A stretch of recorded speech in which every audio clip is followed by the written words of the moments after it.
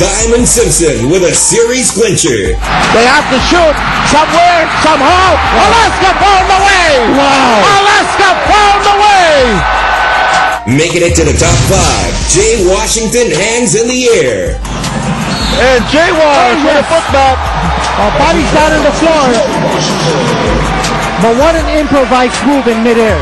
Did you see how that shot was taken? Suspending himself in midair. At number 4, Rico Meyerhopper with a breathtaking slam. From the outside, 2-on-1. Meyerhopper with a slam. Meyerhopper owning that slam against Gabe Norwood, and not very often does Gabe Norwood be on the... Now, it sounds like he's on the other end of the poster. Number 3, Jay Washington soars high for the slamma-jamma. And what about that save again? And look at that lead pass. Another jam here for Jay Wash. And the Bearmen are celebrating 22 points for Jay Washington. And at number 2, James Yap with a spectacular move. Oh, look at that! James Yap defying the odds, defying logic. With the left hand. How about that? I don't think I've ever seen James take a shot like that with his left. And our top play of the week. Here's Harvey Carey's in-your-face slam. This nice pass. Oh, Harvey Carey! Slamming it home against Emanuel Nathan. 13 points in the ball game for Carey. He's the guy with a double-double. What a nice pass there by Reyes. And look at Harvey Carey. Okay, at the most he's 6'4". See you again next week for more PBA Top 10 Plays of the Week. Hope you guys enjoyed that, the top 10 plays of the week right here in the PBA. Now more of this battle between the Alaska Aces and the Talking Texters when we return. Stay with us on Silver TV. For Mac not playing today because we couldn't use that as an excuse for this ball game. Mighty Mouse really working here. Jimmy makes his move. Alapat off the glass. It's good. What a second half. Jimmy Alapat. Here's Alapat for 3. Yes, sir! In game 1, L.A. Tenorio manhandled our point guards, and that's why I issued a big challenge to both Jimmy and Jason to come out and make sure it doesn't happen again. Settle! Let him settle! Yes, sir. That's a 3. Stop and take defense. Every possession, come back, take defense, guys. You know, that's what a series is. Teams coming in, punching, making a counter punch, and then figuring out in the end which of the players really comes out to execute and make big plays.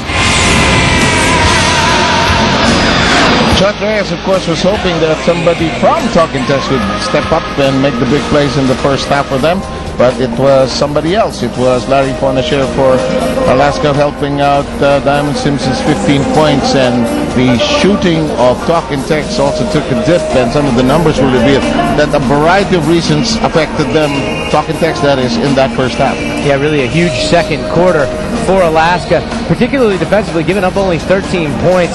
You know, Coach Cohn had emphasized defense coming into this game. We got it in the second half, holding just an explosive offensive team to 13 points and only 37 points overall here in the first half. You know, as you take a look at some of the numbers, Chuck Reyes is probably feeling a sense of a little deja vu, because these were similar to the numbers his team posted at the end of the first game, which they lost by 16 to Alaska.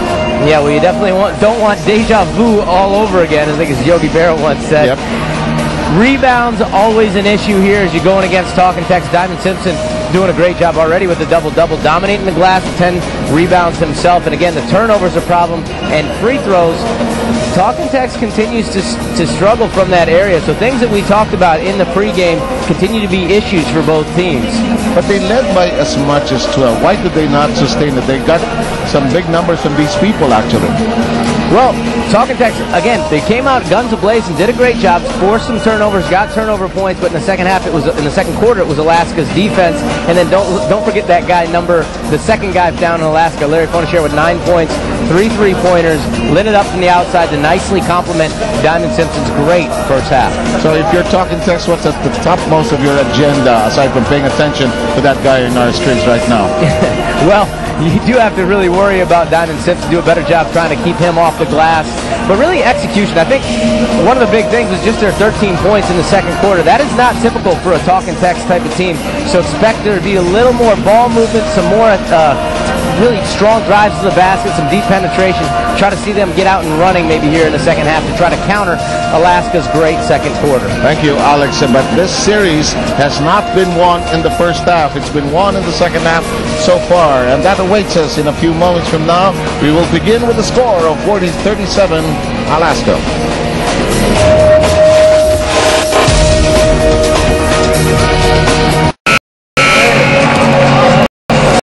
I talk when there's a cow beside me. Not you, Mr. Compton, but we'll get to that in a short while.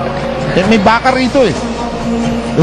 The 2010 FIBA World Championship takes place on August 29 to September 13, and we're going to get to enjoy not only American basketball, but because the world basketball picture has changed tremendously over the years. We have powers from France, Spain, Germany, Argentina. We're going to catch that on Solar TV and BTV. And you'll take a look at the U.S. team where they left off in with the USAB World Tour. That's going to happen starting July 25 on BTV and July 26 on Solar TV. By the way, just so all the viewers know, that cow is a cow. No, okay.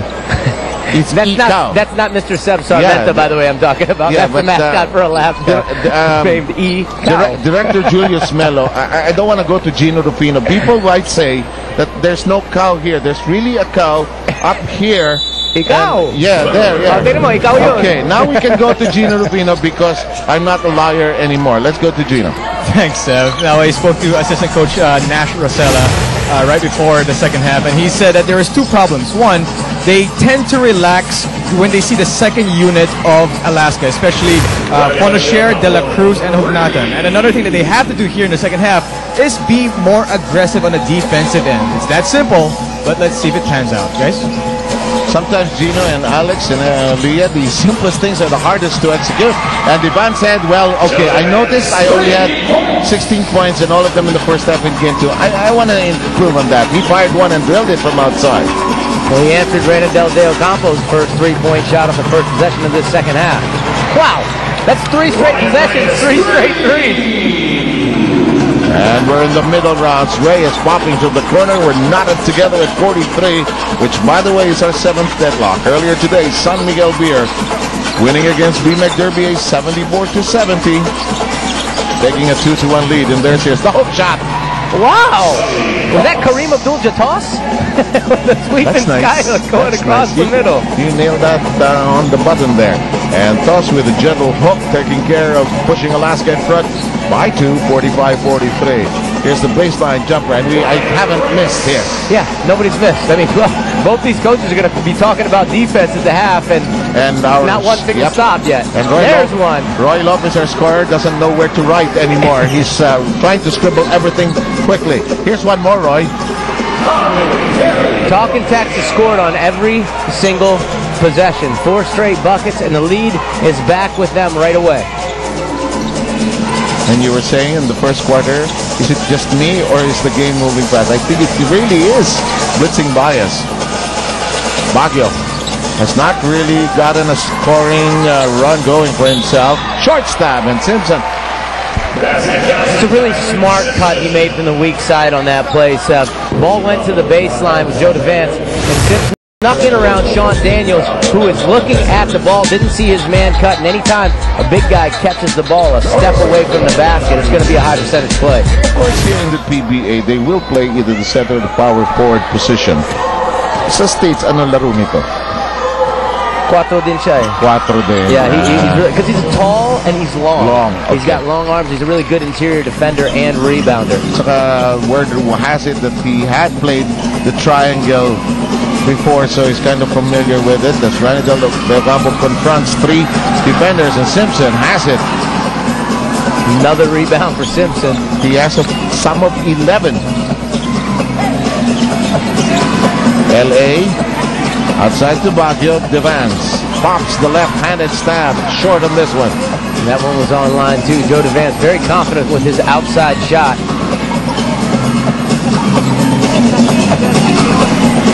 Coming to 9 minutes and 20 in the third. Hook shot.